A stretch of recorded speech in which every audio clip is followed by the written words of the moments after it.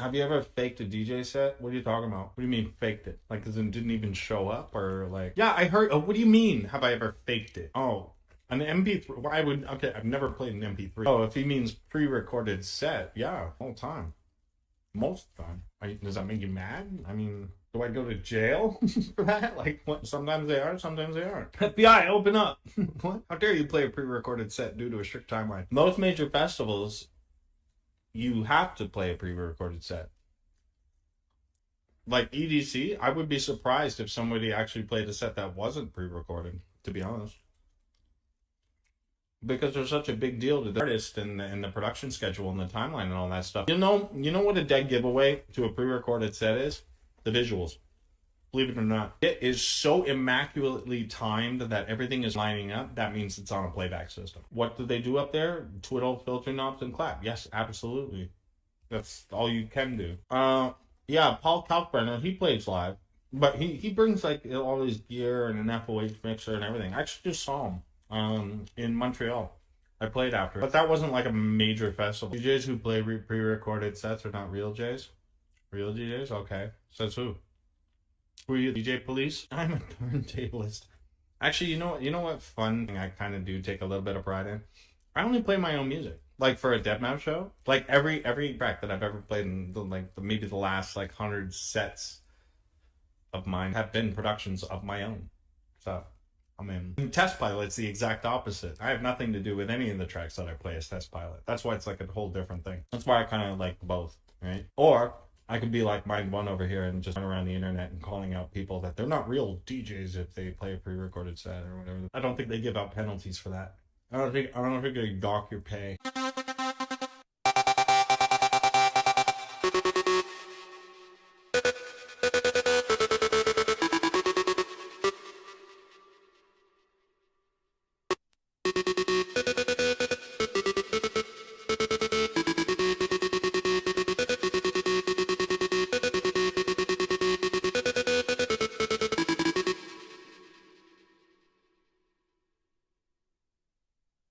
What is a good starting program and equipment for beginners? Well, you don't really need equipment if you're just beginning. You just need software, Loops or Ableton, whatever.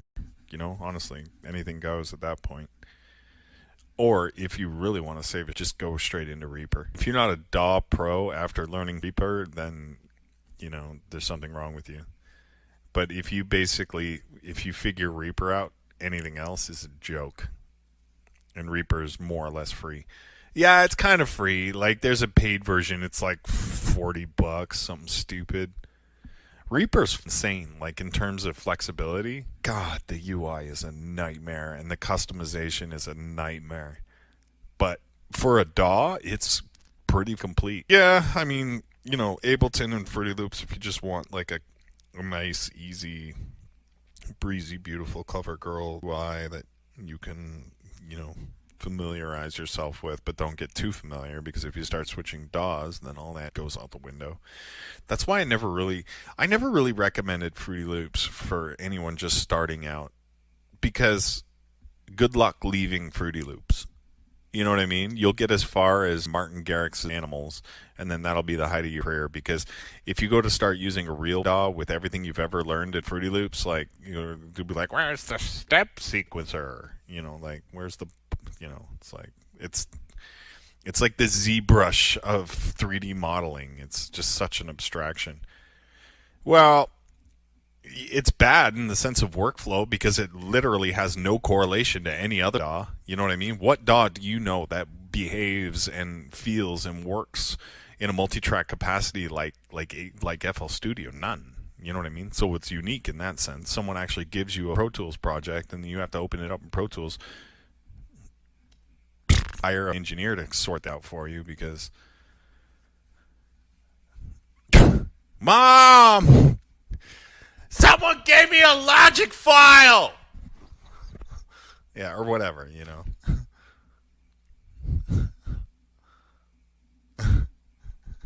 Basically, Ableton is pretty good.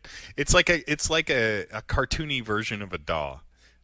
What a DAW should be, basically, It's everything's there in the right order. Like, you have your linear stuff and the way that, things work and levels and stuff like that. But of course, it has its own quirks when you go into perform mode. It does things like totally differently because then you're working with like clip-based editing. Whereas, like, good luck setting up clip-based editing in Cubase or Reaper. Yeah, FL Mixer's just ghastly, man. I couldn't stand it. There's like no monitoring. You're basically just, what does this do? You know, even if you knew what you were doing, you didn't know what you were doing. You know. This sounds way more louder, dude. Isn't that just a gain stage? I don't know. It just sounds way better. Okay, well, that's basically Fruity Loops in a nutshell. Sometimes, you know. News articles posting you are retiring soon. Are they? Why are they? Why would they say that? Oh, I mean, sure. I mean, but not like anytime in the next couple months or whatever. Oh, because of my Reddit thing? Oh, so I say like I'm slowing down and then like whatever on Reddit, and now everyone's picked up the ball and ran off and said I'm retiring. Dude, I'm not MFAO or Red Foo. Am I? I mean, well, I could be, but I don't dress like a clown. But yeah, no, I'm not. I've just been having talks with like management and everyone on the team, and I'm like, look, by the time I'm 45, I definitely want to slow things down a bit and just, you know, take a more business seat than touring all the time. That's all that means. I don't think it means retiring. What am I gonna do? You know, like, okay. So say I retire like now. Say like I'm retired. Okay, what do I do? I just sit on the couch and play God of War. Like, I gotta do something. I still got a studio. I know. Go work at Hot Topic. What do I think of AI in music? I don't know. I have yet to see a definitive example of AI being used for music. Really, a lot of if statements are basically confused for AI. It's really funny. People say, "Oh, it did that on its own. Must be AI." What the? Yeah, AI is very very oftenly confused for an algorithm. Algorithms and AI are two completely different things. No, autotune is an algorithm. Algorithms and the AI are different. You know what? I explore the Twitch music channel sometimes, and there's so many people giving mix advice. You know what I mean? Like if you click on the titles or whatever, like, ooh, mix advice or whatever, and then you watch people submit stuff, and then they're like rating or trying to give some kind of sound mixing advice, and it's like there's so many, and like 99.9% of them have no idea what they're talking about. It's hilarious. It's like sometimes punish myself and watch these, and I'm like, ugh. Feedback. It's like, yeah, but there's no feedback in general, not just like mix advice per se, but it's just like feedback, and then it's just like, oh, that's fire, or it's not, you know, and that's it. But you're just asking like this one guy's opinion, and everyone's like, oh, it's really weird. The kick is too loud. Yeah, it's like trying to find something wrong with something that it's inherently not wrong. That's the problem, you know. Well, it's a good idea. It's just, yeah, I know. Or they're listening to like audio through Twitch on headphones, and they're like, oh yeah, hot. It's like the producer equivalent to hot knobbing when they pretend to like submissions. Yeah, she has something to do with Eminem, doesn't she, Skylar? Or am I way off? Oh, she does. I didn't know that. So I remember hearing something about that, and I thought, surely that can't be right, and I guess it is. I've never met. No, I've never met Marshall. I'd like to. I hate to say it, and I rarely say it, but I think we would get along. Isn't that weird? Like, how often have those words ever left my mouth? I could probably chug a beer with that dude. Oh, that's right. He's got a spaghetti restaurant now, right? That's pretty on brand. He's not even that far from me. Isn't he? Doesn't he live in Detroit still? Or no? Or is he far gone? I know Royce. Royce to 5'9". Like I know him.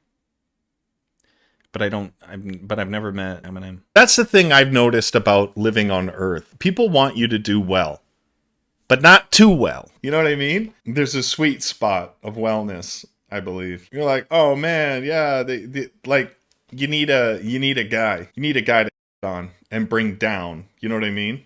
Whether it's Jeff Bezos today or who knows who tomorrow, it's there's always going to be someone who's just over excelled in their field. And yeah, it's just weird. Everybody roots, and then they're like, hey, wait, what are you doing? People will argue about what charity you gave it to, if you even gave it all to charity. That's just the world we live in, man. Just keep your head down. Pay your taxes. I pay taxes. I pay taxes in 3 countries. Well, whatever. I mean, that's the cost of doing business, I feel, anyway, and I don't feel necessarily good about Bezos evading a lot of tax.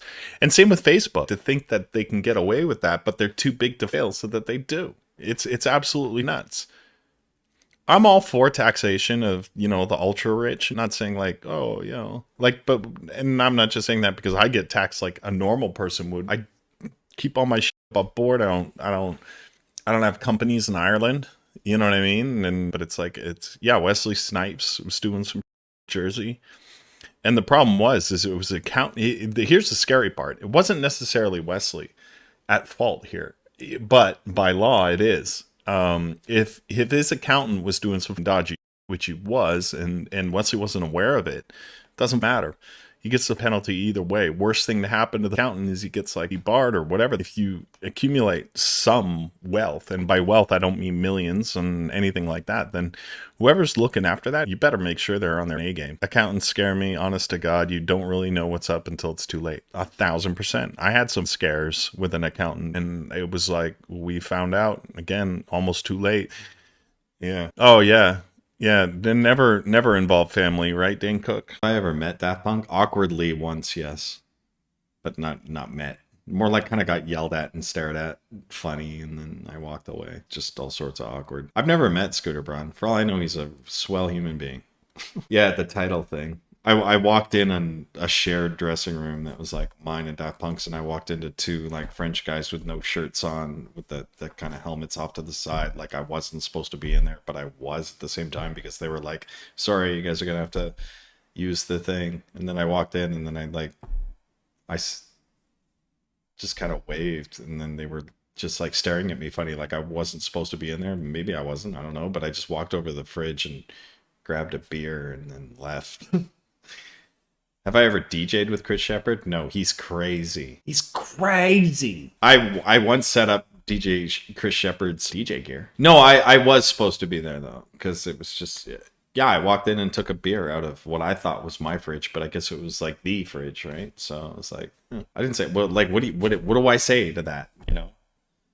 Hi, guys, you might have heard of me. I'm Deadmau5. I hear you. You don't listen to me for pleasure, right? Like, I don't know. They were mad I wasn't drinking wine. I've met the Justice dudes a couple times. They're nice guys. They're cool. Well, at least when I knew them, this was before they were like super huge or whatever. I would always see the one guy at the airport, and I would always see DJ Goldie, like in the subway in London, like in the underground. I would always see him in there, and it's really hard to like run into someone in that subway system, but I would always see him like in passing. Really weird. But more than once, which is even weirder. It's like, dude, do you live in here? You know what? I have met the Above and Beyond guys, but honestly, there's like a lot of them. It's like 3 of them, right? 3. Yeah, but they all play differently. You know what I mean? Like they like one guy will play an Above and Beyond set, but it's just him. And then the other 2 might be off doing something else, or just 2 of them. But I've never seen all 3 of them together ever. Yeah, John O'Grant, I know. That's the one guy I know, and then the other dudes I've met, I'm sure, but like it's just like for their big shows, I'm sure they do all 3, of course, but like I've never seen them all 3 together. It's always like, who's missing? Oh, I love Fortet and Floating Points. And I like Rogi Ikata too. Not exactly easily listening, but like I kind of wish the only reason really I ever regret not taking off my head is because I could just like send someone else, and I would have gotten away with it too, I'm sure. You know what? I think that their Genesis record was completely done in GarageBand. I think. Like literally from start to finish, like mastering and everything. Yeah, it was, wasn't it? I mean, it works. Ain't broke. But that's really weird. Who makes up Death Pact? You know what? I talked to Death Pact. I think I talked to Death Pact. Hang on. We had some really weird moment. Let me slide. Oh yeah. I've totally talked to the guy or guys. I don't even know. But it was we had a really funny exchange. Oh, he said some we were just talking about some funny thing, and he goes, "Big fan, but you already knew that." And I go, "People still think I'm you." And he goes, "People still think I'm you." He goes, "Could be worse." And I go, "Yeah, you could be Marshmallow." And he's like, "Stop." Exposure doesn't pay the bills? No, it does, dude. It helps to pay the bills. Big time. I've had to expose things and, you know, blow things up, and yeah, it's an investment. It just doesn't pay the bills immediately. But that's what you want to do. That's why artists would pay over what they made from production for the Super Bowl, is because of that exposure, right?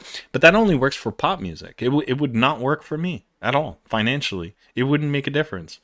I don't think.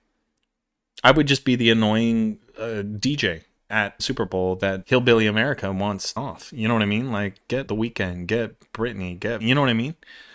So, like, I mean, my kind of person doesn't watch the Super Bowl, to be honest. You know, the Super Bowl has like a hype train of about 2 weeks prior and after, and that's it. So you're looking at, like, you know, 2 weeks of news, and that's it. Throw Marshmallow at it. Get him to do it. You know? It's just like, to me, it's like, well, like, in terms of, you know, an event producer myself, the Super Bowl, the Grammys, and all, like, all those kind of things are just like literally these like 2 week spans of talk, and that's it. We're not talking about the Grammys right now, are we? Are we rooting, like, are we talking about who should win a Grammy right now? No, because it's non-existent thought in your mind until I literally just brought it up. I don't know. I'm not into football. I get it. It's just not for me. I can see how it's, like, you know, fun and exciting. The shirt is ironic. It's just sports in the sports team font. Go sports ball. That's what I call every sport. Are you gonna go to the big sports ball game tonight? I've seen over the years you use like all different types of master compression. So I think it's worth mentioning here that you don't do this on every song, right? This isn't like... No, there's no such thing as a magical master chain. It's going to make everything sound way, way more fatter and better. It's a lot of experimentation with, you know, different types of things. But the principle stays the same, is that at the end of your chain, you're definitely going to want a limiter that's going to give you a ceiling of, you know, I don't know why it's... Actually, it could be 0, but it's actually 0.3 for reasons unbeknownst to me. Could talk about intersample peaking, might be a reason, but yeah, thanks, Steve. can get technical reasons. You might not want to go to 0, but the fact of the matter ultimately is you're basically controlling dynamics more than like overall like EQ stuff. It looks like with your plugin chain here, because you have the limiting going on. The OTT is doing this compression, downwards and upwards compression. Right. So you're really kind of putting all of the sounds. What I notice as sort of a result of this is for one, it allows quieter stuff to be heard a little bit more, right? Because as you know, compressors reducing the dynamic range, so louder stuff and quieter stuff become kind of closer together in volume.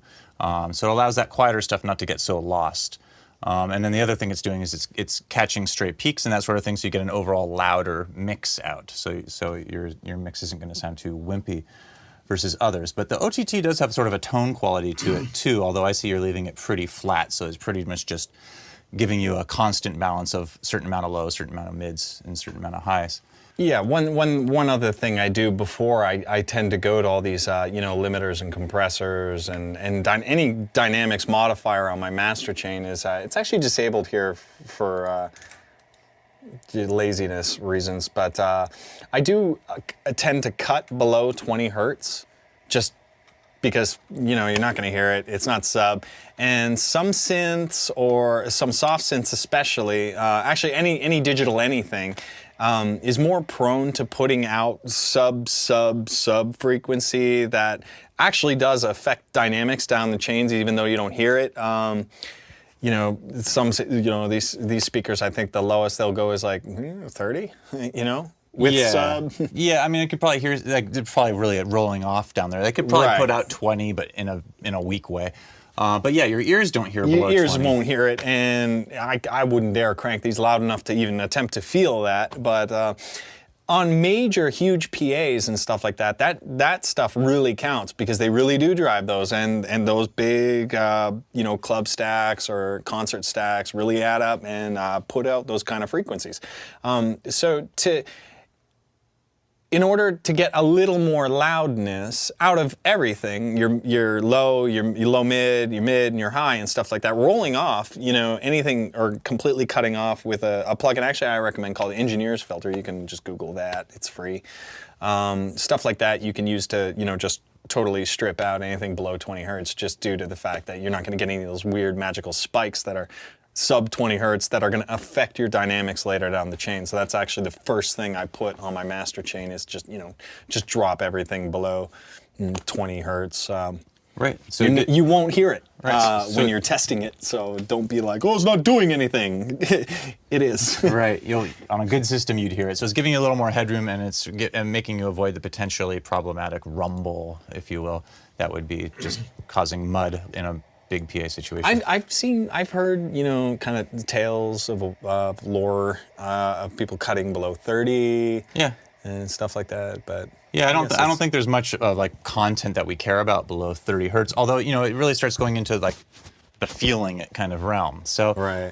You know, I always felt like I couldn't really care about 20 hertz until I was on a stage with a big PA. I think it might have been yours, where I started to realize, wow, even these vibrations that are kind of below, you can hear. You still feel them. So yeah, there's something cool about it. But especially if you're in headphones or you're in a small like apartment or whatever bedroom with smaller speakers, you don't even know what's going on down there. So you're probably better safe than sorry to just let's Joel says, actually bypass it. take a look. Let's see what happens if we go under the hood here. I'll just use some EQ.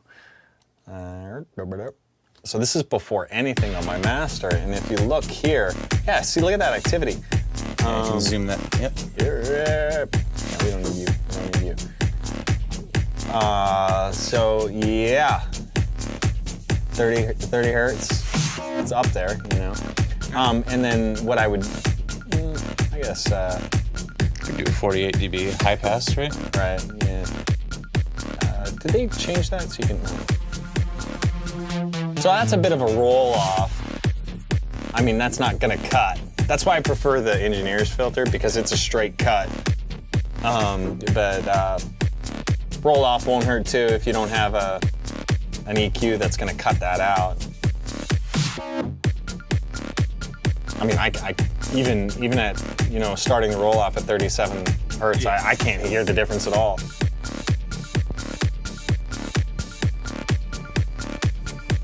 But it's there. Yeah, touch less rumble maybe, and that's just because we have huge speakers, so we can perceive the difference. But on headphones, you probably wouldn't hear any difference. No. There. And so that's great. So you also do, so besides the master channel here, which you've been talking about, you also do some busing beforehand, right? To get all your stuff to the master. You tend to kind of group things together. Yeah, a lot of stuff I can get away with. So I think I have a kick channel in here somewhere. That's a whole hats group. Well, I did at one point. Okay, so you'll have a sort of a bus for your Yeah, kick or kicks, right? It Yeah, might be- right. So if my kick here, I can see it's going to D bus, right? So if we go just take a look at D bus and solo that, and see what's on there. Yeah, it's all my drums. And then I think I'm even, okay, so D-Bus is routing to my master, so I know that that's going to be probably, you know, one of the loudest parts of, you know, the song. So we're not really doing anything crazy magical to it. I just use some cheesy old Vengeance kicks here and layering them up, tuning them a bit, you know. Nothing wrong with using D-Walt. But it's the little nuances that I find make the difference too. It's even though you can use some stock samples like the Dimension stuff. Right. It's all rage. It's little cool things that you can actually do, to make a difference. It's say what is this automation here? It's the gain and yes. So here I actually shift the transpose and loop that little piece of tail. So you made your own effect symbol, basically. Yeah, I made my own cool little symbol thing. And you're not going to get that off the CD, but you got the sample and you got your little tool to work with.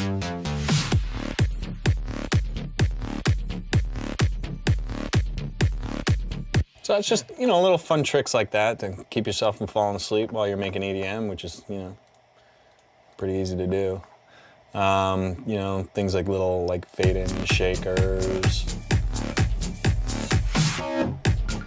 And that's our serum again somewhere.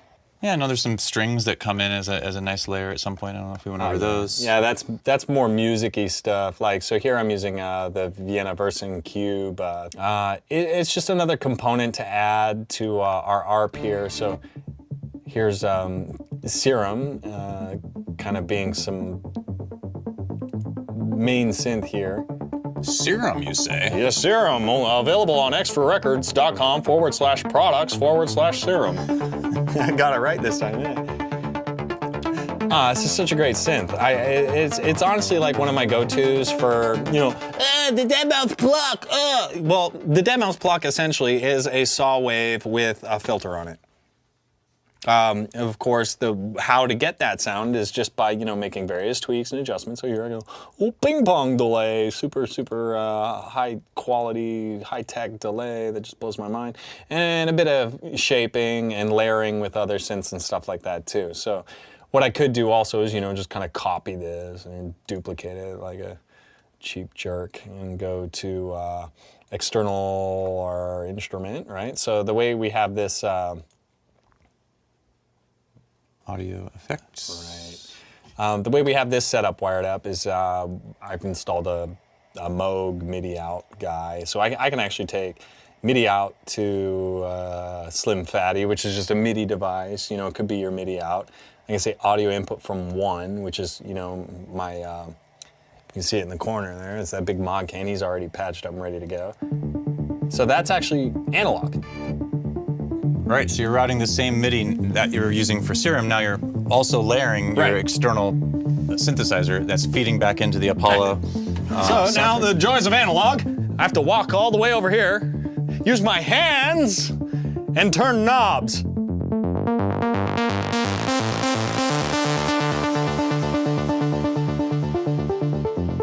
This is why I need to be in a band though, because someone also has to record this at the same time. So if we pull that down, conveniently enough, as I duplicated the track, it copied the EQ settings, which I might not want, a little more low end there. Take that ridiculous delay off. Now it's just pure analog, straight in, with the exception of that gain. And it's going to the same synth bus. So now if I also layer that with Serum, you're hearing both now.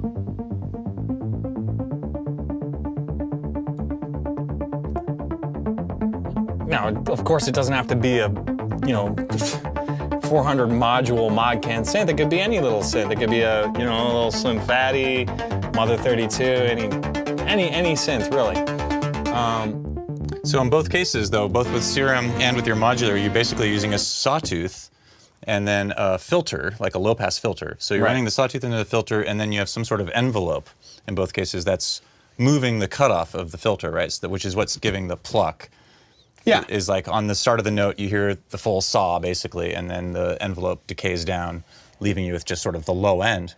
And then you're not even using an amplitude envelope, I see. Right, well, that gets super nerdy into modular world. Kind of most synths that come off the shelf, or, you buy it, a music store that's like, a Moog or a Nord or, anything, usually have what's called the ADSR envelopes, like kind of just built in. So it's like, you hit the note, you take your hand off, and it's already there. It's got its attack, sustain, decay, release, and all that stuff already like programmed into the patch. Right. Whereas modular ones, you kind of have to do yourself. And same with serum, sort of. That like they're already there, they're ready to go, but they just kind of default in a certain way, and you're changing, your attack, decay, sustain, and release, and all that stuff. But for my type of thing is I never really adjust amplitude. I use cutoff control voltage to determine, its peaks. And then the same thing here on serum. You have like the envelope 2, which is controlling the cutoff of the Right. filter there. Yeah, cool. So I think I did. Yes. Right. So there's the decay down. Yeah. Oh.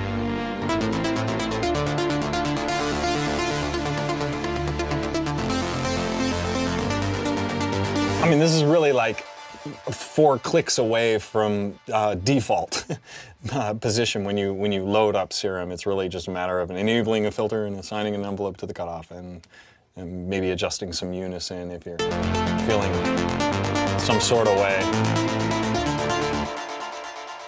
I mean, I've rolled some crazy hands in blackjack where it was like, because I took the win in Vegas for like 4 million just playing blackjack, right? Not all in one day, of course, but over a number of years. And some of the hands I've done, I've literally almost went into like cardiac, And the reason I did it at the time, anyway, I found other means of kind of itching this scratch that I have. The thing for me back in those days when I used to play blackjack and stuff like that, I didn't do it for the money.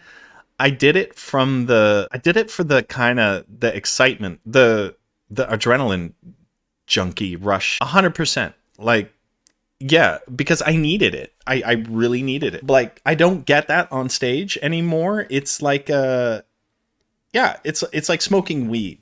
You know what I mean? You start smoking weed when you're, say, 18 or 19 or whatever, and then you're in your 40s and you're still smoking. You're not getting nearly as you did back in the day. The same thing happens with, being on stage and stuff like that. You get up there, you're nervous, you're sweaty, you're pissing your pants, and you're always like, and it's a pure adrenaline rush, like when you're on stage. But after your like 400 show, it's like, it's nothing.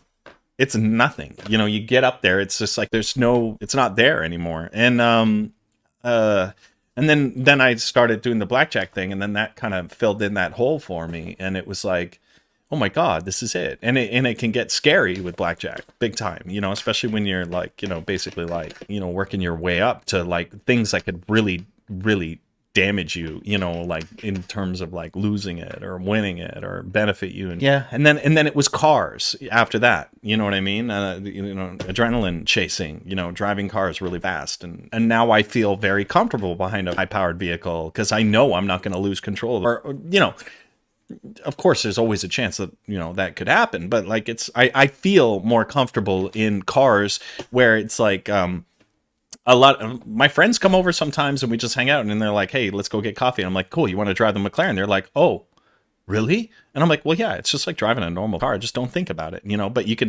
they get in and then they're getting out of the driveway. They're doing like 30 miles an hour, like with their white knuckles on the wheel. I'm like, but you know what I mean? That's that adrenaline kicking in because they're like, this is a lot of car. No. And it's like, okay. But like for me, that's gone. First time I drove a really expensive car, I drove the manager of XS, Jesse Waits, left his Ferrari at some hotel in LA, but he was in Vegas. And then I was telling him about how I got my driver's license, and he was like, oh, do you want to borrow my car? And I was like, the Ferrari? And he's like, yeah, it's parked over here. You can borrow it for a week if you want, if you're staying in LA. And I was like, oh, okay. Dude, I got behind the wheel of his car and I start driving it out of the hotel, and I was like same guy, like white knuckle, easy on the gas. Like now I can get behind anything, and it's just like, I'm a dopamine addict, 100%. Legal stuff. What? Give us an example of what you're dealing with on the legal front. What is it that you have to spend so much time on with your lawyer? Early years, it was a lot about just kind of asking for forgiveness, then permission before doing things. And that's actually going to start really becoming the case, especially with this, for whatever reason, everyone thinks it's this boom, it's this fad, it's this thing that's all reasserted. No, it's not. It's just getting attention, Anyway, things like remixing, okay? That's a big deal, you know. I don't think Daft Punk would be able to get away with doing an album as good as Discovery today. Just because of all the, you know, the size of this and the money that comes in, you know what I mean? You'd have every one of those lawyers from, you know, all those old funk bands right up your butt, you know what I mean? And it's just like that, you can't get away with that kind of stuff anymore. It's not, you know, now it's... And you lament that? You think that's a problem? Well, no, I don't think it's a problem. I just think it's a lot more... Because it's so mainstream now, there's a lot more litigation being, you know, kind of brought to the table Right. and stuff in terms of like, this guy stole this guy stole that, you know. So, like I said, 10 years ago, I sampled Maestro Fresh West. Fine, whatever. Wayne Williams plays it. Cool. Do that now, you know what I mean? And it's just all out war, you know. So, you know, it's good to... it was good for me to get my head around the legalities of kind of everything past and present, you know, from, you know, the Digital Millennium Copyright Act. And what's a simple lesson you've learned for somebody who wants to be doing what you do, who's sitting in the audience right now? Well, on which front?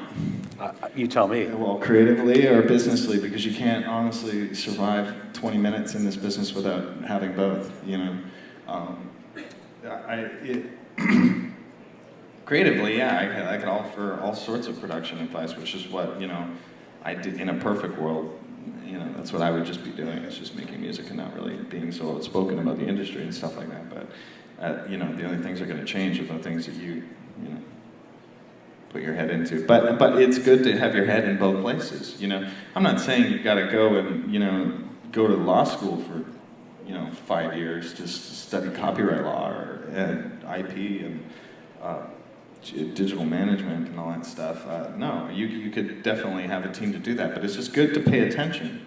Absolutely, and I've heard that from every artist in the world ever of all time. You know, it's like if you ask Joe Rocker, who was big in the '80s, I'd be like, "Hey, man, what's really important?" He goes, "You know, you really need to get involved." Yeah, we literally did do a whole 7-track album in 8 days. Yeah, I'll never forget. There was one day where we did 2. Oh, right. And I remember it was probably like 3 a.m. where like... We had the broomstick on the thing. I had a guy who lived above me. And like, the basement apartment I lived in was so low, you couldn't stand up. No. Like fully. You had to duck your head to get in. And it smelled because the guy's toilet broke one time.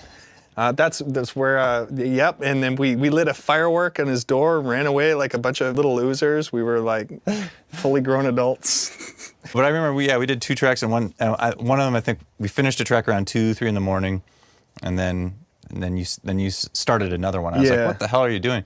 But there's something I don't know. There's something about the delirium of sleep deprivation too that can lead to some interesting stuff. Because then the next day it was like there's this second track that, like, if I was just alone, I would have never made a track start to finish and then started another, but we had limited time together since I was flying up there and everything that we... I think that has a lot to do with it too. I think a lot of my great, or some of what I feel is like my better work is done, and this is actually a really good tip. It's actually really done at, 6 to 7 in the morning, having been up all night, scratching my head on stuff, because I think your brain, there's some real science to that. You get into that delirium mode where you get a little more euphoric, naturally, just from being tired and stuff like that. And I think that can be noted on any given one of my full 12-hour long streams where I've made tracks like this one. If you go and find it on Twitch, I'm sure it's there. There's a 10-hour long stream, and the track really doesn't start to take shape until 4 or 5 in the morning, and then from 5 to 10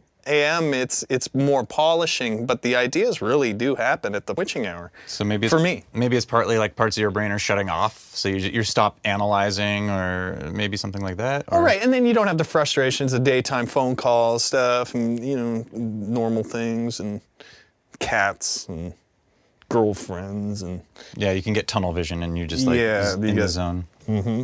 And your phone doesn't ring, so yeah, that's interesting. Now that I'm actually thinking about it, I've never really figured that out. But yeah, all my stuff has really peaked at 3 to 6 a.m.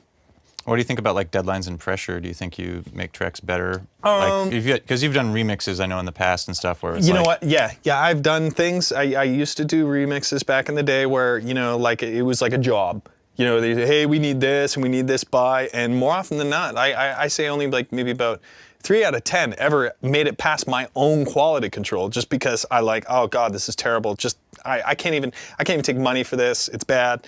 I'm just pressured to do it, and I so can't. the deadlines aren't a good thing, Not for me. Not for you. A lot of dudes can do that, like film composers and all that stuff. That's all they're about are the deadlines. And Hans Zimmer and his whole team, all about the deadline, and they need to meet them. It's not an optional thing. They don't do it on spec, So they really gotta just know their stuff and know the formulas involved and routines it is to be and inject their own bit of creativity into the project that they need to do. But it's all super stress environment where they get things done and everything's scheduled and organized. But I think that's a different type of mentality altogether. That's just something you got to train yourself into.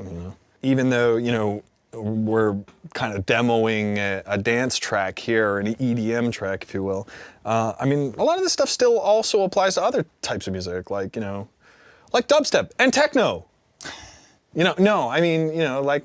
Experiment too. That's another thing Steve and I used to do back in the day. Is we kind of did the dance music thing as a like, hey, let's just try this out. Another thing we used to do, we did some really crazy IDM type experimental stuff. We did a full-on guitar vocal track and piano and like it's good to just kind of put EDM to the curb for like an hour a day if you can, like under the guise that no one's going to listen to it.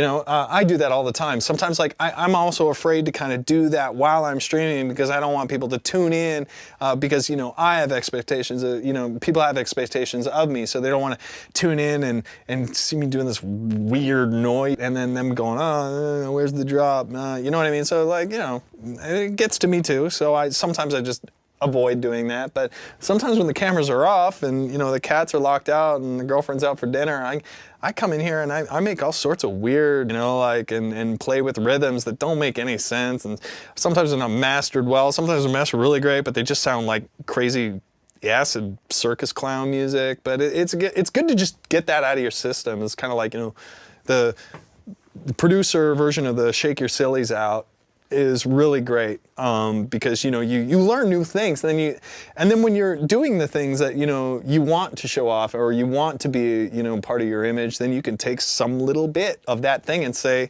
oh, I'm gonna put this here, and everyone's gonna go, whoa, that's awesome, and you're like, well, I invented that, or whatever. And you've reworked entire tracks, right? Like I know that like Ghosts and Stuff was originally like sort of a breakbeat kind of track, I think. Yeah. And so maybe if you're doing something that is out of the confines of whatever your comfort zone, you'll do something that might interest you, and then thus maybe you can even apply that to this more mainstream musical mentality, and it's going to make, and the sum will be greater than the parts potentially. Exactly.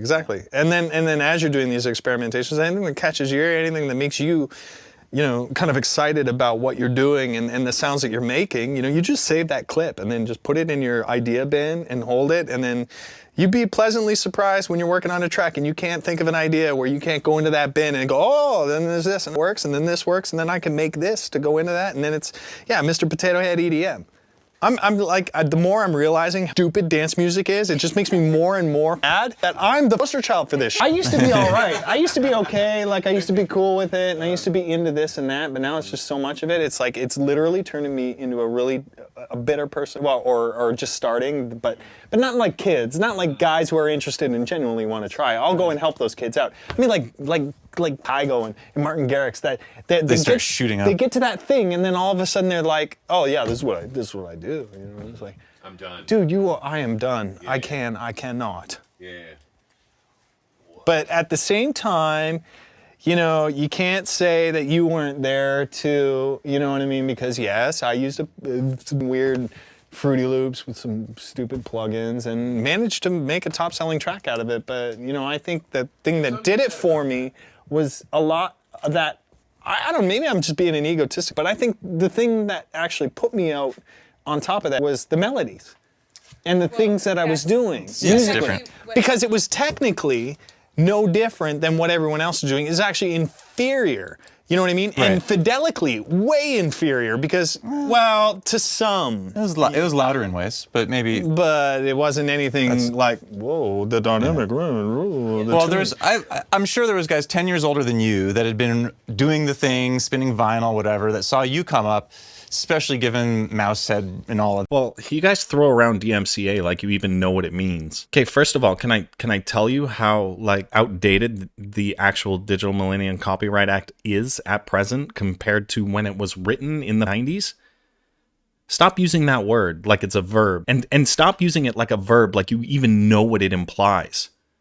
Give me one subsection of the DMCA. Just give me one. And then maybe I'll know what you think you like. What's that?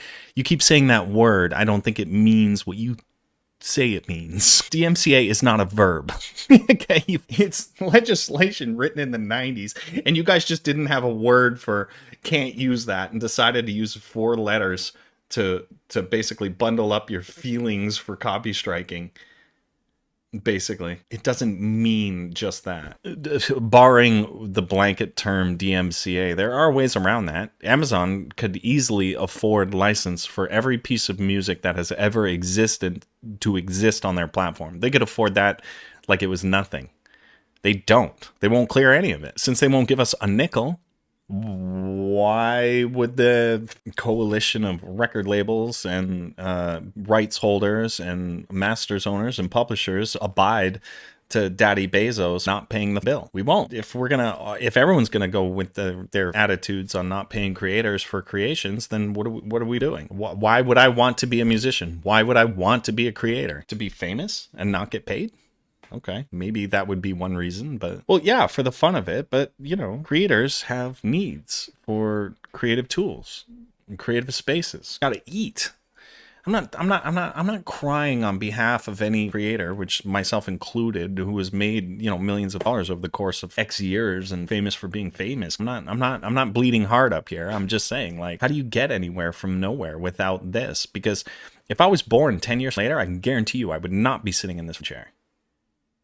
Just due to the odds, the staggering odds of being, you know, found on a discovery platform that couldn't obviously curate my properly. It would just be grandfathered in city. Were you surprised how much streamers are making per month? Why would I be surprised? $1 million a month? Yeah, okay, that's a little far-fetched, but 100 grand a month? That sounds pretty good. But 100 grand a month for a streamer? How many streamers are there? It's a percentile math. There's always going to be somebody who's killing the game, right? And it's going to be the top 0.00001%.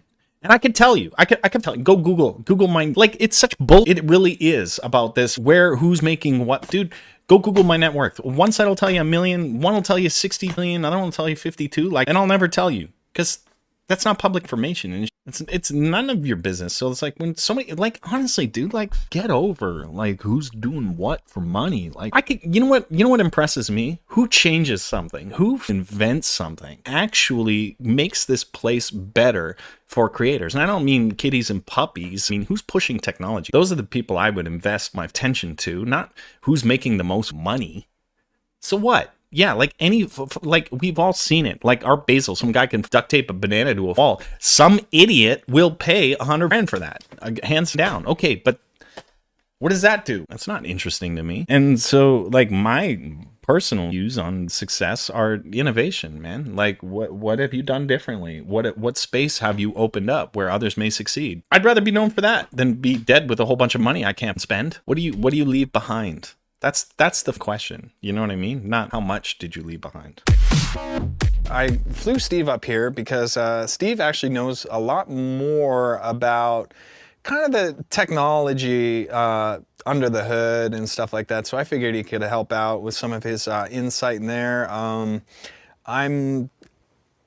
a bit of a musician, not a frickin' Liberace, and definitely not Pharrell. I could not tell you what that note is on that piece of paper, but together, I think we could offer some cool little bits of advice that may or may not help you on your way to creating an EDM banger. we're parked up on this Razor Blade Stealth here, which is actually performing quite good with the Universal Audio Apollo Twin. We've been playing with it all day, no major latency issues at all, really. And what we've managed to do is pull one of my tracks off my usual DAW and stick it all on this laptop. And we got the project in here. As you can see, I'm just gonna clicky click, bob a trick. There you go. Look at all those channels. It's a big, ugly mess. You can alt click and they'll all click at once. You can. See, that's why I flew Steve up here. You can alt click and there you go. I did not know that. I really, literally just learned that. So this whole thing here is the track. It's currently occupying about 40 channels of random stuff. And the track's called Imaginary Friends.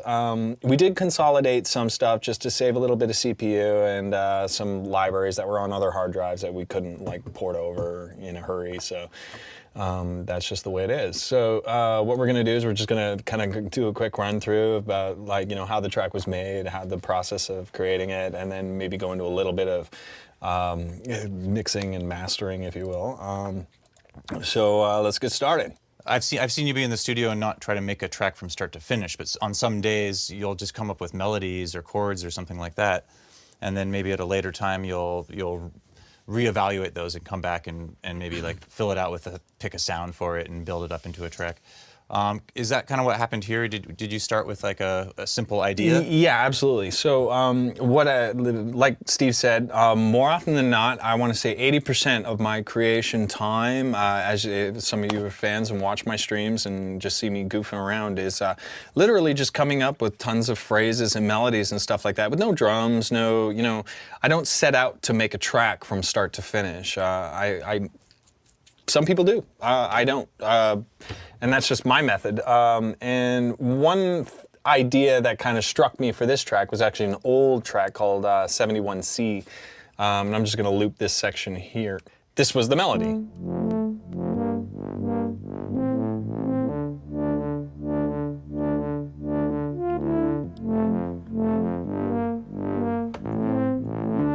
Which was really simple, and I mean, I could have taken that 1,000,001 different directions, I'm sure. But as I kind of went in, I start to stack melodic components to it, like say strings, and bass.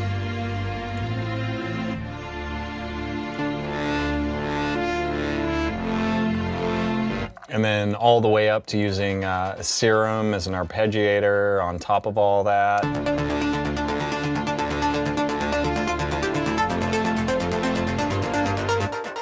And so as you start to stack on that phrase or that 8, 16, 32 or whatever you want kind of theme, you just keep stacking, stacking, stacking. And the process of creating a track is essentially just, you know, bringing in and taking out those parts. So in theory, yeah, you could write the whole track in 32 bars or however long your phrase is and have it, you know, at its fullest with all its drums and all the bells and whistles that where you think, you know, the track peaks out or before the drop.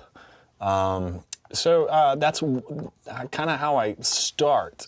So you build up kind of cycling over a shorter amount of time, and then once you sort of feel like there's something bigger, you're going to kind of duplicate that in time and then make changes or start arranging bigger structure for the song. Right. And as it is with EDM, I mean, it's no secret that, you know, a lot of it is, you know, sort of, you know, cycles and variations of the, like repetition, you know. So as to follow the formula that, you know, you're going to have, you know, peaks and drops, but have that consistency across the whole, like on average, I guess, 6 to 10-minute long track.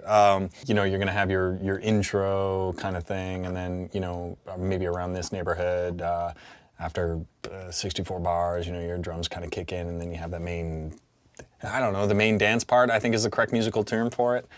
And then, you know, a little breakdown, and then back, and then outro. It's pretty formulaic in that department. And then yeah, it's like painting. You know, you have different colors, different types of paint, and There's a lot you can do within that framework to kind of make your own sound or make your own original song not sound like every other song as well. So cool. So you have basically two kind of main sections to the song. There's the parts that you just played with the melody and the chords, and then there's the main drop section, which is more kind of drums and a bass part. and a hint of the root of the main melody. Carries through. Yeah, it just carries through constantly, which is, I think, here. There you go.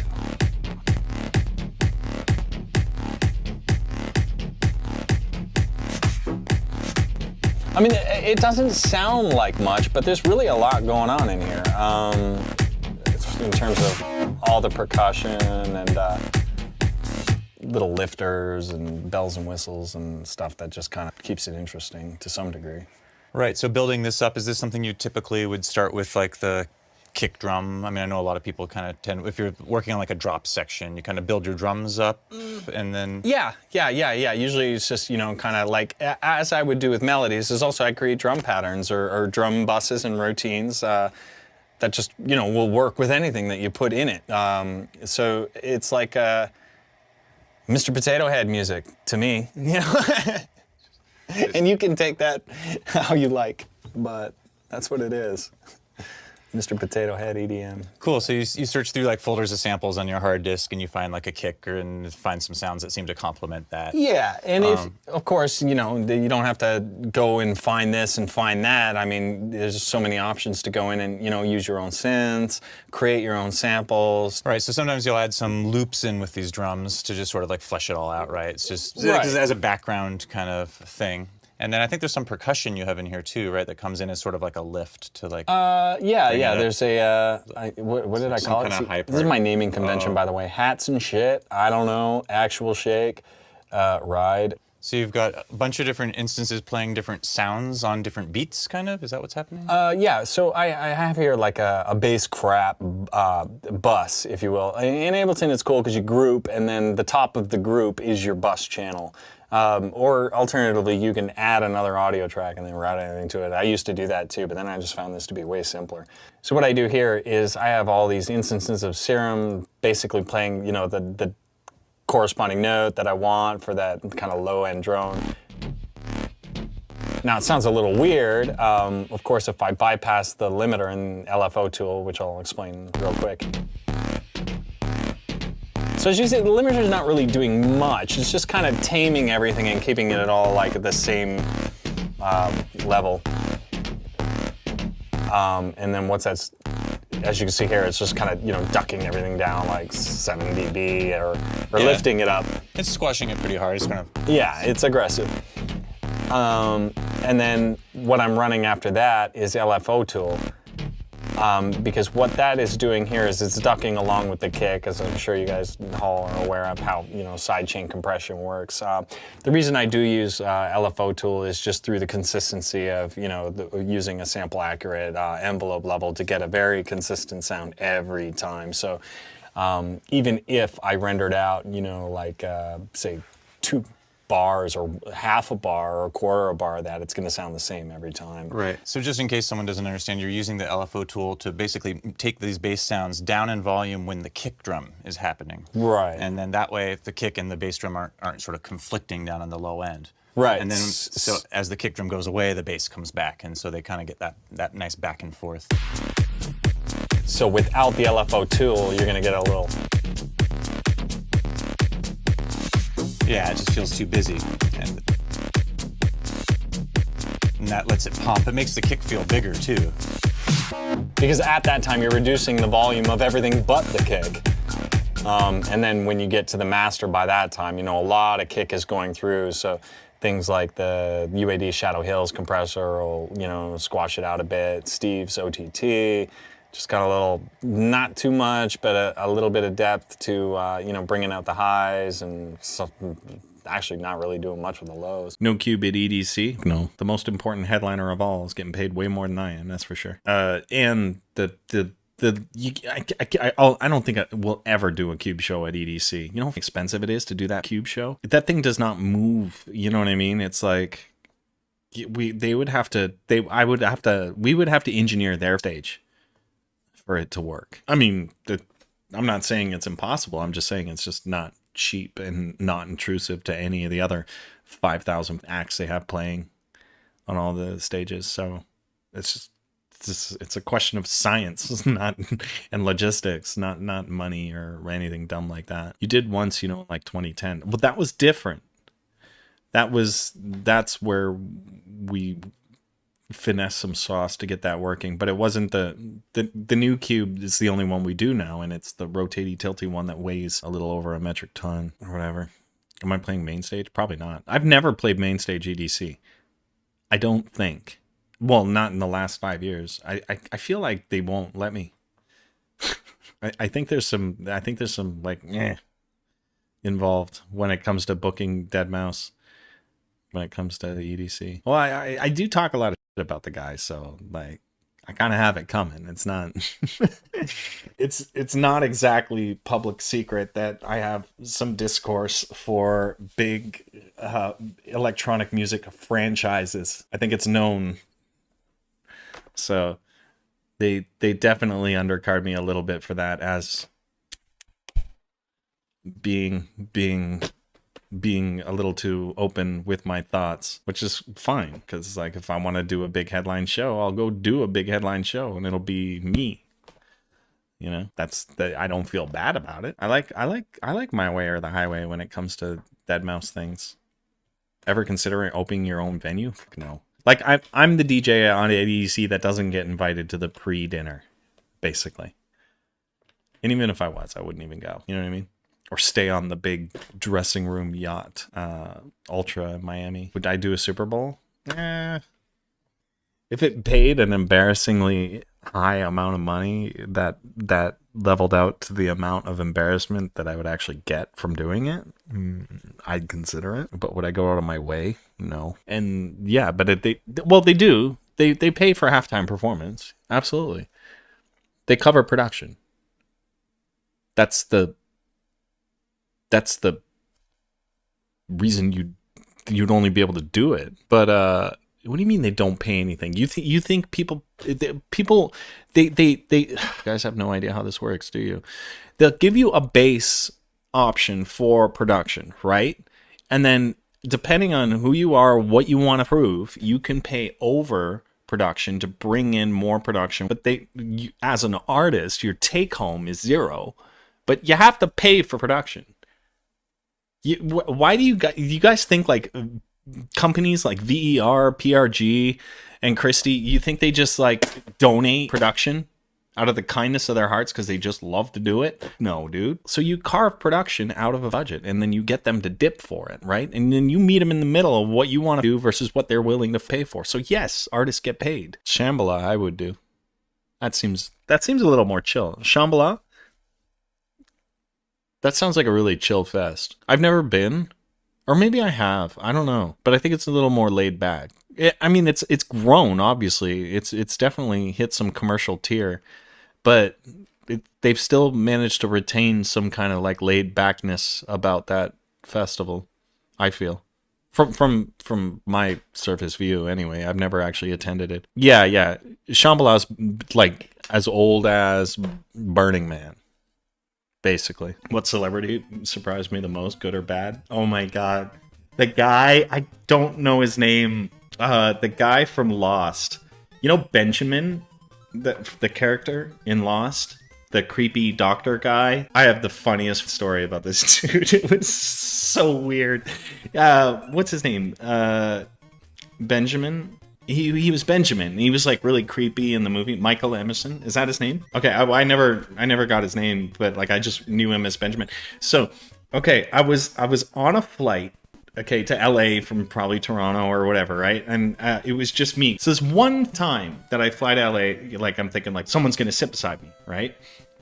And so I'm on the plane. I was like probably the first one on it, and I'm sitting down and I'm thinking like, I wonder who's gonna be sit beside me, whatever, like, because usually like if you ever fly solo, sometimes like you just get someone who just wants to sit there, shut up and go to sleep, whatever, and I could just like put my head on the window and sleep. But then once in a while you'll get someone like So where are you going? You know, why are you even asking that? We're on the same flight, idiot. Like, you think they're going to drop me off in Toledo while you carry on? You know, I'm sitting on this flight, and then all of a sudden, like, this guy comes on and sits down, and I just, you know, kind of looked over, you know, and I recognized him, but I didn't know from what, you know, because I've only seen like a couple episodes of the show, and I was like, so I saw this guy, and I was like, damn, he looks familiar, but I don't want to say anything. I don't want to be like, because I've actually had this happen to me too, where someone goes, "Are you famous?" But like, because they don't know what you're from or whatever. But yeah. So anyway, no, it wasn't the guy from Saw. It was that guy is someone else, Tobin something. But no, the other guy, the guy Benjamin in. Oh, he's in both. Oh, he's both guys. Oh, okay. So yeah, I probably recognized him from the. Yeah, he's in Saw 1, right? So I think I recognized him for that. So, but anyway, I also was watching it like probably a couple weeks prior, because this was like maybe 6-7 years ago. Anyway, this guy sits down, and I'm like, I know this guy, but I don't know him personally. Like, I've seen him on TV or something, right? And I don't want to say anything. So I'm like, okay, cool. And he whips out this iPad, and you know, like about halfway through the flight, I just hear like I'm like, you know, zoning out, and I hear this like this noise beside my seat. So what happened is, I guess he dropped his iPad and it landed between our seats, right? Like, and he's like, oh, excuse me. And he's like digging down there trying to get the iPad. And he was doing it for like, you know, a minute. He's like, my hands. No. And I was like, you know what? I got little, I told him, I got little girly hands. So I reached down and like fiddled with it for a bit, because it was like a really tight space. Finally get the thing out, right? And I'm like, oh, here you go, man. He's like, oh, thanks. You're a lifesaver. And then, he says something like, hey, like, are you that DJ Mouse? You know, like, I mean, like, yeah, what's up? And he's like, yeah. And he's like, oh, yeah. And he starts like the benign conversation. And then I still didn't want to say, hey, you're that guy from whatever, because I didn't know his thing. I can't really remember how it got started, but he said, I worked it out and whatever. And I was like, hey, you know, basically like, hey, I really enjoyed Lost and whatever. And he's like, oh, yes. And I'm like, I go, did you have fun on that? And then we're just making small talk, right? Because I think they filmed it out in like in the middle of nowhere or something like that. And I'm like, so I was just like making small talk, and I was like, are you did you have fun? And he was like, oh, yes, it was really cool to be stranded on this island with all these like, you know, mysterious circumstances. And he's talking about the plot, right? I meant like, how was it like being out in that part of the world? Not like your character, you know what I mean? But he's talking like he's the character in the thing, and I'm sitting on a plane with this guy, you know, thinking like, oh my god, he's kind of weird, but that's funny. So he's like giving me like basically, yes, the synopsis of his character. Yeah, okay, well, I mean, that's cool. and then but this was like 20 minutes to landing time, so I'm like, all right, I don't have to endure this all. Yeah, so he's like going through the script, basically telling me about like how he's a doctor on this island, and we land, right? And I'm like, okay, well, yeah, have fun, whatever you're doing. Okay, bye. And then I go to the luggage belt, because that's one time I check a bag, right? I get to the luggage belt, and he's sitting there and standing there waiting for his thing. And he comes up to me and he says, do you want a picture with me? And I was like, no. You know what I mean? But that's weird. Who does that? I've never done that ever. Unsolicited. He's like, do you want a picture with me? And I was like, no. It's cool, man. He's a nice guy, but it was just a weird moment for me. I had an idea. I was thinking maybe I could do some streams of making music, but with no money involved. Meaning like all free software, all this, all that, and then see if we can actually make production ready tunes with 100% free. I think it's possible. I have to do a little bit of research on it and stuff like that, but it could be cool. Besides making music, how would you recommend promoting independently? Yeah, that's the thing too, you know. Getting started as an independent artist, I mean, I could fucking tell you all about it. I was exactly fucking that. You know, I wasn't scooped up by Tiesto and piggybacked onto the stage of Ultra, and all of a sudden I'm a fucking superstar. You know what I mean? Like, you gotta do some work. Shit, you know, like. I say this to a lot of guys. Maybe I might have said it in some previous streams or something like that, and I know I might have said it in person, you know, a conversation that didn't fucking suck, that I actually could stick around with and give someone some beneficial advice. But, you know, as an independent artist, And by independent artist, I just mean, you know, like a guy that fucking makes music that isn't signed to a major and fuck, you know, nobody knows you from their ass in a hole in the ground. The kind of key thing you got to realize, especially with the fucking, you know, in this age now, I started out kind of at a time when, you know, the internet was just kind of coming out, you know, coming into age in terms of not like, oh, the internet. I mean, Netscape's always been around, but like, the internet is such a fucking vestibule for, you know, promotion and Twitter and social networks and stuff like that. Like, I probably started making music just before the MySpace boom, so there really wasn't anything like that. Like, there was mp3.com, which lasted like, you know, a year or two or whatever and stuff like that, but there were no huge, you know, there wasn't a lot of media coverage on that kind of thing. So I never had to do that, and I think that worked out in my favor, because when you're starting out, you know, you have to realize that, you know, you want to make music for, you know, people, you know, not for the fucking internet, not for blogs, not for all this other shit. So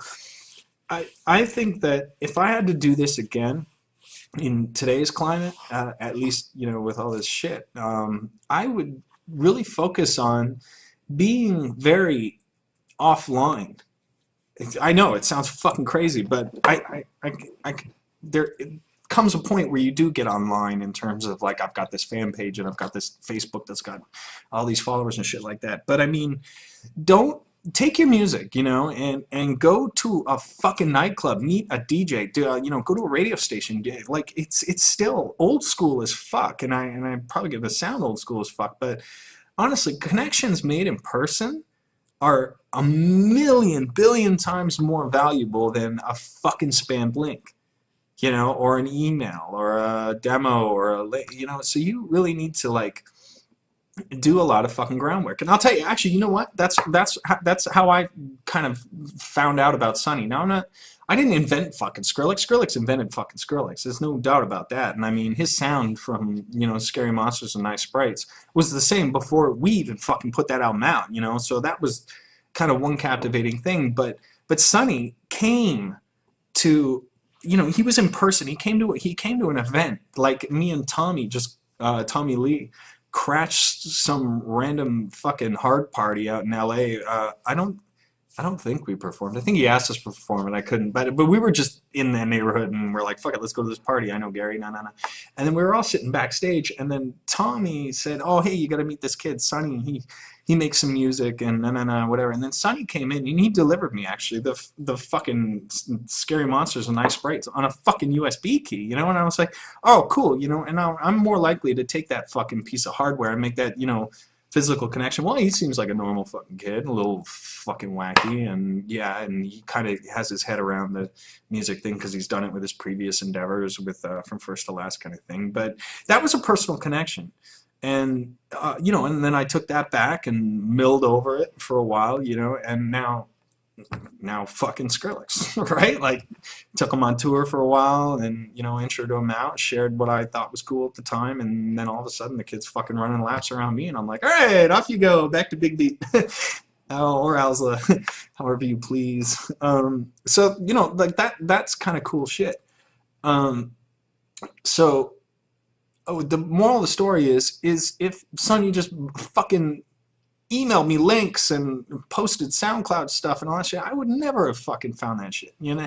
And it's not necessarily about, you know, appeasing one guy or, you know, getting a, you know, just hammering at shit. So my start was really like going to okay, here. I'll give you, I got a minute, so I'll give you my life story. So when I was growing up in Niagara Falls, I, you know, found out about, you know, electronic music and all that stuff through, like, you know, friends and shit like that were into it. And I went to a couple, like, small little raves and shit like that and thought, wow, this is kind of neat, I want to get into this. And then, you know, I get home, get on America Online or whatever the fuck, and, you know, hit up some GeoCities pages to how do you make electronic music. And I mean, now, fuck, luckily for you guys, there's all this fucking shit out there that just basically shits out a fucking EDM tune for you. Back then, computers weren't even capable of recording 16-bit audio, so fuck you all. you know, like, and that kind of thing. So I started out with like really simple shit. So there were programs like totally ancient DOS programs called trackers and stuff like that that just made like chiptune sounding shit. So I got into that and I was like, oh, okay, this is cool. But yeah, I mean, it sounds like nothing I hear on the fucking radio because, you know, they use equipment, they use synthesizers and all this shit. So I had to investigate this shit. So I just, in my infinite fucking wisdom, figured I'd go to the nearest, you know, our local big computer store that, you know, is like a mom and pop shop kind of thing, you know, but they specialize in building computer systems for consumer use, basically. And it was, funnily enough, it was called Cyberdyne Systems, and it was in Niagara Falls. And I went there and I said, hey guys, anyone, you guys know anything about electronic or making music with a computer kind of thing? And they were like, well, yeah, we know some things, but I mean, none of us are fucking producers or anything like that. And the owner of the shop kind of came around and overheard the conversation and said, you know, well, maybe you want Cakewalk. That's a really high-end thing. And it really was at the time, trust me. Cakewalk and Cubase were like the two fucking things. She was like, oh yeah, you want Cakewalk and this and that. And I was like, oh wow, okay, great. So I went over there and started thinking about that, and I'm thinking, wow, Cakewalk's like, you know, $300 fucking bucks, which might as well be fucking what $1 billion is to me now, you know.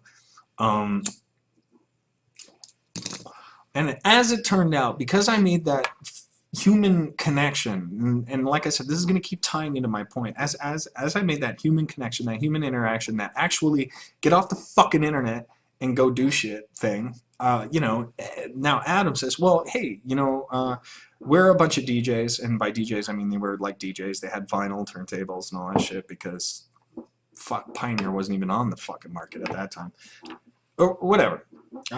Besides the point. So he says, oh, you know, we're DJs, and we get some guys, some hip-hop guys from, you know, Rochester and another DJ from Niagara Falls, and we put together this radio show.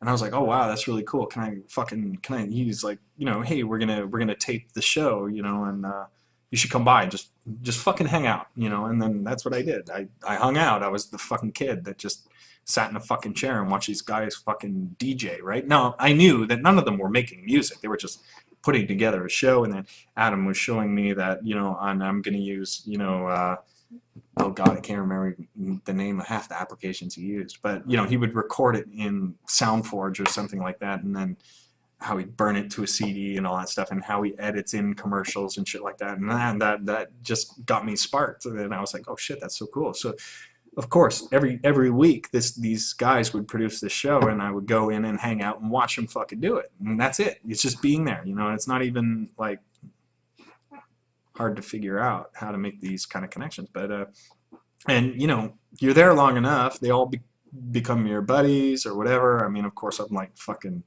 15 years old or whatever, but it was still really cool. And as the years went by, like maybe it was like, you know, another year or 6 months or something like that, then all of a sudden I realized, you know, like, hey, Adam would say, I gotta go do this fucking thing for this customer, because he still runs a fucking mom and pop computer shop kind of thing, and he's like, can you just, you know, edit this commercial in for me? And I was like, oh, okay, well, I fucking I've seen you a million fucking times and do it, so I can fucking do that. And then I fucking go in and I do that, right? And then it just became such a thing that, you know, I was so there and active and involving myself in that process all the time, where it was like, you know, hey, you know, I'm just going to come to the shop and dick around with some of the fucking computers upstairs in the studio and make some music. And then another one of the DJs from that kind of operation where they had that radio show said, you know, hey, I'm going to go open up a record store, and I'm going to build a studio in the back and all this stuff. And I'm like, fuck, sounds good to me. So, you know, skip fucking school and go hang out at a record shop, right? It's like fucking every kid's dream when you're 16, you know. But this is what, you know, I don't really necessarily feel too bad about it, but actually what happened was I spent so much time in that fucking studio learning shit and downloading stuff and, you know, putting together things and learning to make music and all that stuff that I was like, you couldn't get me out of that fucking studio. Like, my mom would be calling, like, where's Joel? You gotta come home. No, you know. And then it would be like, you know, of course you when you're around 17, 18, you know, none of that shit applies. So literally I would pull all-nighters in there and just dick around in the back of the record shop. Well, they were like more DJs, you know what I mean? So they would go, you know, to the nightclubs, play records, whatever, and sold records inside the shop. And that was like kind of the furthest point of their aspirations in music business, you know what I mean? But I was kind of that, plus I was producing or learning to produce. I didn't churn out a fucking tune in the first 6 years of my like kind of just hanging out and learning about electronic music and the scene at the time. And I'm like, forgive me, like, but you know, I have a lot of younger viewers here who are like 18 to 24, but I'm talking like, you know, when Chemical Brothers and Left Field and Armand Van Helden and you know, the Cassius and shit, Bomb Scare, all those old fucking house records and shit were like selling physical and shit like that. So that was around that time is when I was dicking around. So I fucking, you know, just hung out and fucking did that. And I think it weirdly, not weirdly enough, you know, came to a point where I was kind of superseding everyone in terms of how to do something, you know. So, you know, some of the guys from the record shop would be like, I have to put together this commercial and I don't know fucking how to do this trick or this thing or make a jingle or whatever. I just record the show and fucking slap it on a CD and drop it off at the radio station. I was like, well, fuck here. You know what I mean? So I kind of outpaced everyone in terms of technology. And then, you know, the record shop then got a little bit tired and, you know, I kind of hit my bottleneck there where it's like, you know, well, now what? What do we do? You know, it's like, fuck. And unfortunately, the record shop closed, and I had to figure life out again. So I basically living at home thinking, shit, well, fuck, now I'm fucked. So then what happened is, you know, I got some jobs. I worked in a cannery, fucking peeling peaches and pears, which I will never eat to this day. I still will never eat another peach or another fucking pear. Every time I smell one, see one, or whatever, it just drives me fucking bonkers because that job was so horrible. Working at a cannery, I don't wish that on fucking Garrick's, dude. It was bad. So I fucking, you know, scrounged up enough fucking pennies to buy my own 486 and, you know, put that in my bedroom. And I was like, oh, fucking great. You know, now I don't have to schlep all the way downtown to the studio or the record store anymore and drive my parents insane or fucking whatever. I can just do this shit from home. And then that's when I really had a lot of time to, you know, focus on my shit and fail high school and get yelled at by my mom and my dad to get a real fucking job and all that. Dude, it happens to everyone. I don't care who the fuck you are. And then what happened then? Yeah, fuck the pears, dude. I was like, fuck pears. Timeline. I'm just trying to remember my past here. So, yeah. So then I'm, you know, I've got this computer in my bedroom and I'm like, well, okay, mom, dad, maybe you're right. Maybe I'm not going to be a fucking EDM or fucking rock star when I'm older. So let's start thinking about plan B here. Learn to do web development, like GeoCity shit, nothing amazing. And then, you know, and then Flash. And Flash actually was really helpful to me because when it came out, it was like every website in the world had hang on one sec. Yes. Okay, all right, see you later. it's in the top garage. Yeah, that's fine. We'll see you Monday. Okay. Is it locked or is it shut? Yeah, it's closed, and I'll close the gate on the way out. All right. Okay. Thanks. No problem. See you. Bye. Oh, is Kelly here? No, she's not gonna be back till late. She said, but like. The fuck's she 9, doing? 10 o'clock sort of thing. Oh, all right. Okay. So,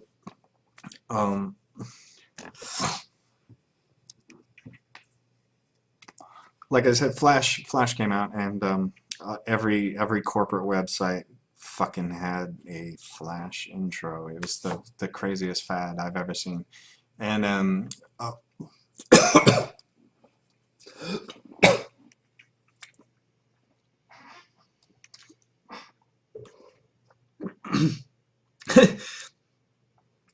That was the worst. I had like a tickle in my throat. Oh, it's still there. God, I'm gonna die. All right, I'm good. I'm good. Anyway, a Flash comes out, and Flash, of course, as you know, supports audio. So there are some like guys. Jesus fuck, that's gnarly. I've never had that happen before. Just hang on. Smoking's probably not optimal. Wait. 1 sec. I'm okay.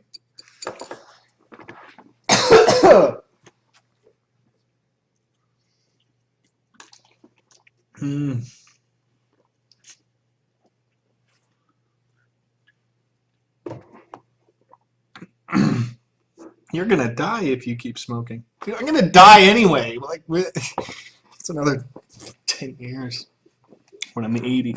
You know, probably wanna die at that age.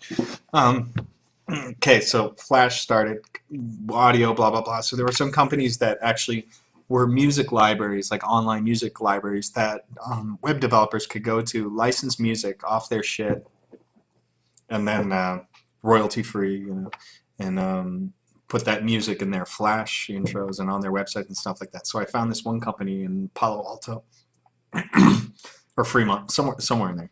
Oh, Fremont, yeah. And the company was called like Killer Sound, and what they were is an online sound library where you could go. If you're a company or a web developer and you want to have music that isn't like fucking Billy Ray Cyrus, who's going to sue you for putting him on his website or me or whatever.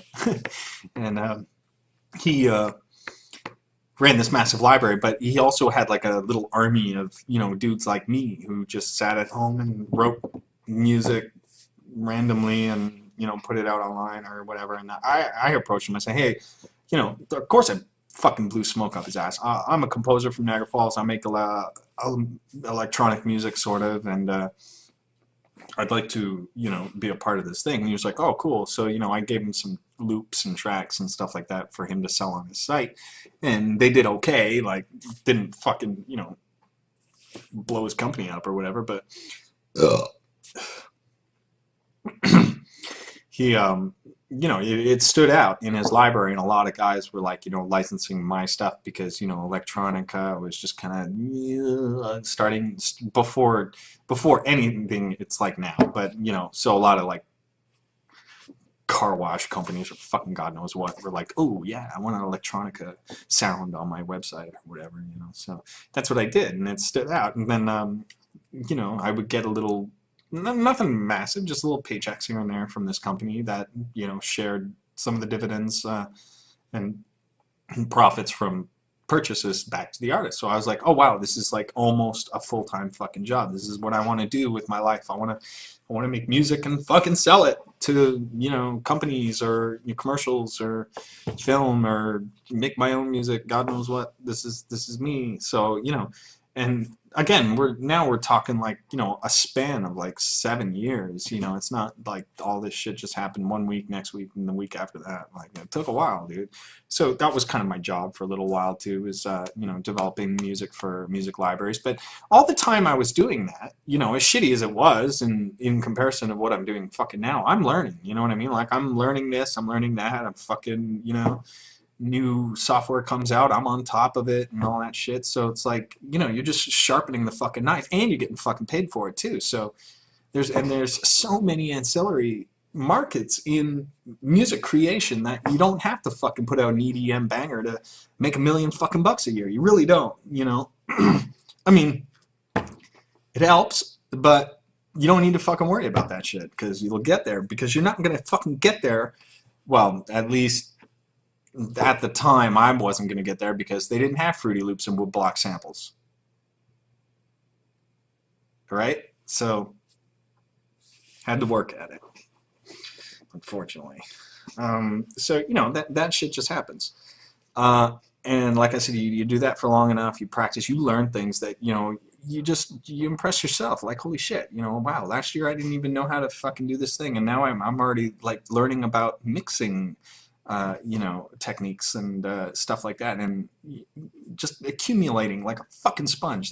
That's so important, to just take in information, not watch tutorials and fucking how to make fat beats, yo, and fucking watch shitty fucking EDM artists who fucking jerk themselves off on future music about, oh, and here's how I put together a beat. You know, no, fuck that. You gotta do that shit, because that's how you learn. That's how you make you. You know what I mean? Not you fucking clone the fucking clone of a clone. You know, that's really important, and that's something I can hear a mile of fucking way, especially when I'm, you know, just out and about scouting. Like, who do I want on my fucking label? You know. And same goes for everyone else and every other semi-major indie label. So the thing too after that is when it kind of became practical, where I thought, oh, okay, well, I can make music, I can make money, all right, and I can learn. Great. But you know, you're obviously like, well, I have no equipment. I'm not making hundreds of thousands of dollars, so I can't buy fucking this crazy equipment that, you know, is the fucking unicorn or the holy grail of synth, or this cool mixing console, or this audio card. You know, it was all just a little out of reach. So again, there you go. Get on your fucking bike, go outside and fucking meet people, you know, and then I'd go to a studio, like a recording studio that had, you know, maybe $500,000 worth of fucking gear and shit that I could never fucking hope to own, and, you know, whatever, shit like that. And I met a guy named Dean Malton, who was a mixing engineer and a studio owner. Funnily enough, the studio just so happened to be, you know, a couple blocks away from my house in an industrial park. And did what I do, you know, I went in, hey, dude, I make electronic music. I know it's not your fucking area, but, you know, I just like to hang around and check shit out, you know, like, and just sit in on a couple sessions, learn a couple things, you know. I'm not gonna fucking tell you to pay me or anything, you know, because I won't be doing anything, but just go be a fucking intern, be a fucking coffee guy, you know, whatever. Just whatever gets you in that fucking room, because sooner or later, the opportunity for you to use all this shit you've been fucking learning is gonna come up, like, almost instantly, you know. So I get in there, and I see this guy. He's using a 60 or a 32 channel Hill console. I'm sure maybe some percentage of you know what that is. It's just like a big mixing board, basically. That thing Garrix uses as a fucking laptop stand. That thing. But a Hill one, not a SSL. So I go in there, and he's got that and 3 DA88s, right, which are a digital tape. Basically, so, you know, all the summing from the mix that he does on this big console goes into these tape machines. And like I said, the opportunity came up for me to go, hey, you know, you can do all that shit in the box now, eh? You don't even need the DA88s. You could actually dump all the stuff that are on all those little fucking tapes and put them on a fucking computer and see it on a fucking screen. He's like, really? Yeah. I mean, like I said, the computers were just coming of fucking age to be able to fucking do that at that time. We're talking like, you know, 97, 98. And, you know, he was just like, he's an old guy. He's a tape guy, you know? So I was just like, yeah, man, fucking, yeah, you can totally do this on a computer, dude. And they even now make like these things called virtual studio technology with Cubase and all this innuendo and stuff that you can really save a lot of time doing this. So then he's like, oh, well, shit. So he went out and he went to this is like some full circle shit. So he goes out, goes to Cyberdyne, the place where like I first fucking walked into, gets a computer built, brings it into the fucking studio. We park it up, put some fucking monitors up on the console so we can use a computer while he mixes and shit. And then he said, well, here you go, you know, like fucking, you know how to do it, so why don't you take these DA88 tapes from this session or whatever and dump them into fucking Cubase. Fucking brilliant. Okay, there, now I have a fucking purpose, you know what I mean? Because I know something that fucking mix engineer don't fucking know guy. Now he's probably like, well, I haven't spoke to him in a while, but I mean, now that's probably his standard thing, you know? So it was a two-way relationship, because like, you know, he knows a lot about, you know, analog stuff and EQing and how to use stuff as opposed to what the medium of it. And I could learn that way, you know, so I could learn signal path and, you know, real analog engineering and stuff like that, and how to hear for things and tips and tricks and shit like that, that Fruity Loops tutorials are not going to fucking give you, you know what I mean? Like I said, you can download all the fucking software you want, you can fucking buy all the plugins you fucking want, but if you don't know how it actually fucking works, really, then what's the point? You know, it's like, well, it would be like getting a self-driving P1. If you don't know how to fucking drive, honestly, what a waste of fucking time. So the thing is like I said, it's an exchange of knowledge in where you have an edge or something to give, you know, in exchange for something else. So, I mean, but that's fucking life. You know, you give money and you get money, or you get a service or whatever. So that was a really interesting thing. And then, you know, I just became the fucking ghost of Ground Loop Studios. I was always fucking there. I was just hanging out. I'm not making money there, and I'm putting, you know, my talents to work in terms of whatever. And then some guy from this band called Revenge of the Egg People, he had a CD out, and as far as I was concerned, these guys are fucking Motley Crue because they're selling music and they're printing CDs. It's like, holy shit, it's like manufactured. It's insane. You guys made it.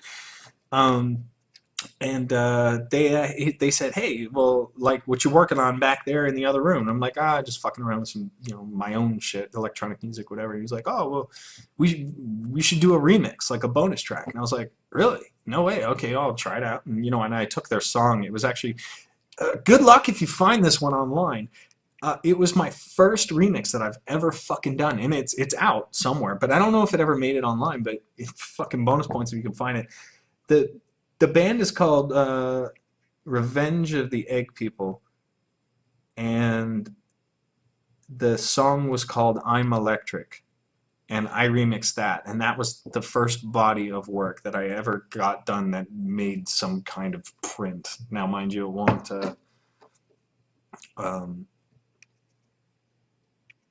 be a #1 by a long shot. But anyway, but that was really cool, right? So now all of a sudden it's like, wow, like I'm almost a fucking stand on my own 2 fucking feet artist.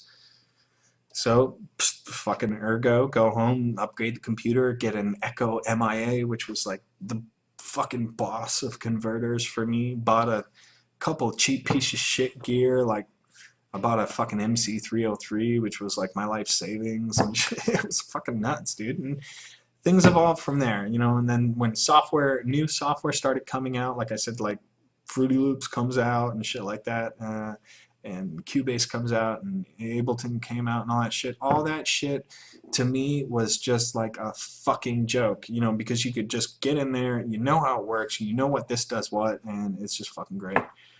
Yeah, it was, yeah, thanks. Komoko just tweeted at me. It was the Karma K remix, because, yeah, this was before Halcyon 44.1 kind of thing. Yeah, really weird. Is this it? Electric? I'm Electric, Karma K remix. Holy shit, people found it. Yeah, it's... Oh my god, that's hilarious. It is online somehow. Original release date, 2013? I don't think so, dude.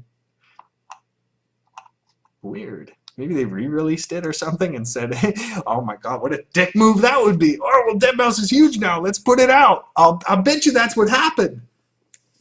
I'm gonna call them. You fucking dicks. Now their album just goes fucking platinum. Fuckers. Anyway, it's pretty interesting how that happens. That's funny. Yeah, and like I said, I bought a bit of shit and a bit of software and just got to fucking work. Oh my god, there it is. Let's listen. Oh, I haven't heard this. I haven't heard this track in at least 10 years. This should be interesting. Oh my god, everyone's like, found it! I found it! Oh, this video is unavailable. Hang on, maybe I got a wrong link. Dude, I can't. It says it's this video is not available.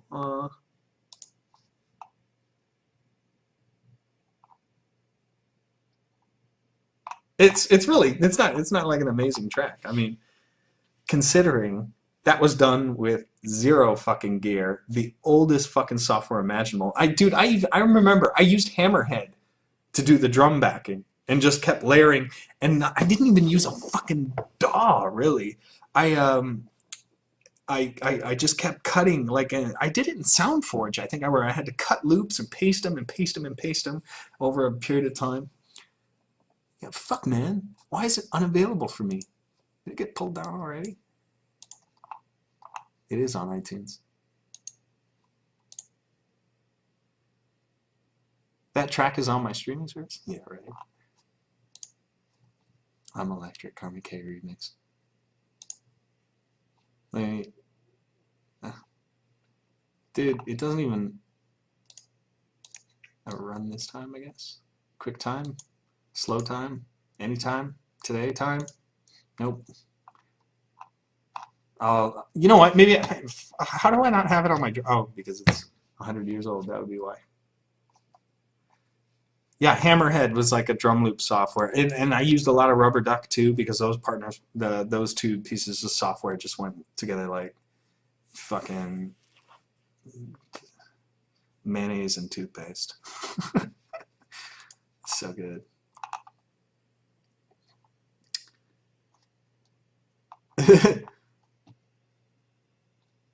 It is on Tidal. Holy shit, it's on Tidal. Go figure. Let me see if I can get it to play. Play in Tidal. There we go.